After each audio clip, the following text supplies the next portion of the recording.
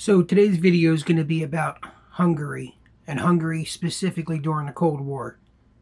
Hungary became a communist country in 1948. Basically, they held elections that were unfair and eliminated the other political parties.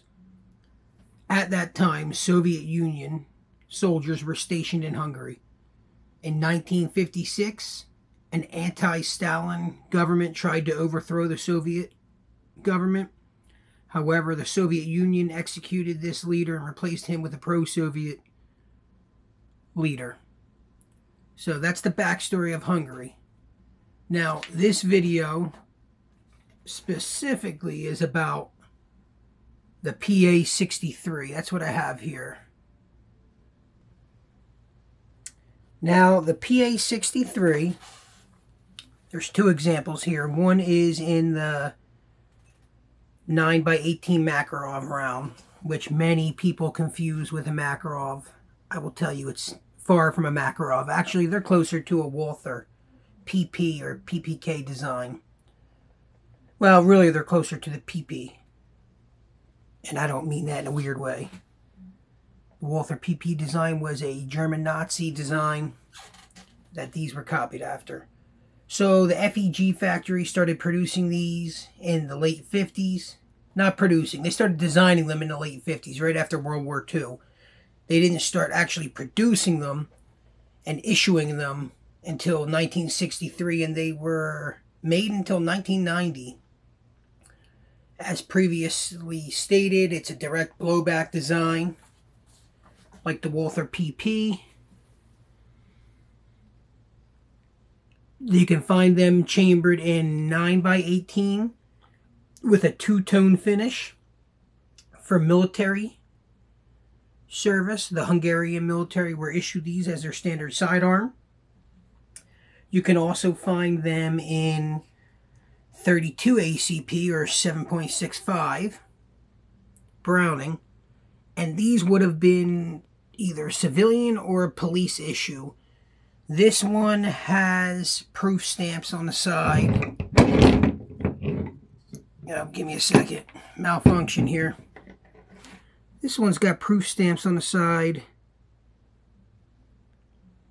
which tells me it's probably police issue, not civilian.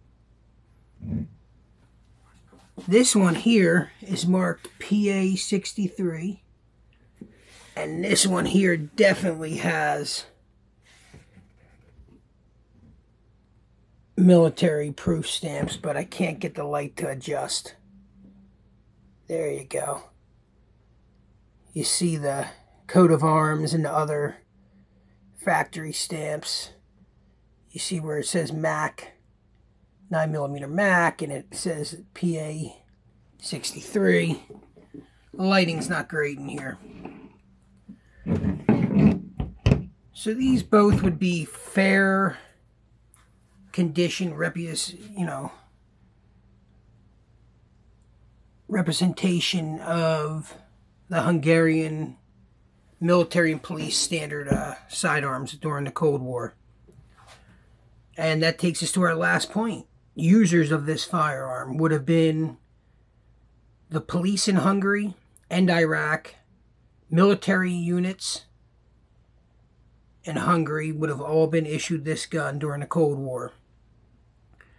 And many, many, many of these guns ended up in the surplus market.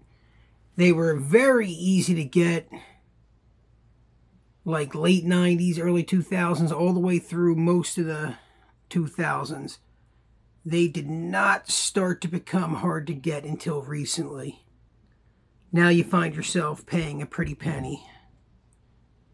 This one here, I got very reasonable priced through Old Western Scrounger. This one here, you'll see in the video, I bought off somebody cheap, but it has an issue I have to try to work on. Every couple shots, it drops the magazine out of the gun, and we don't know why. But I will say, this person who sold it to me gave me full disclosure on that. I'm going to get my hand on another magazine because I like to troubleshoot using the easiest fix first. And in my opinion, the easiest answer is it's a bad magazine. Because when you're not firing, the magazine's in there tight. Look, I'm yanking on it. It's not popping out. So I think it's a magazine issue, but we'll find out.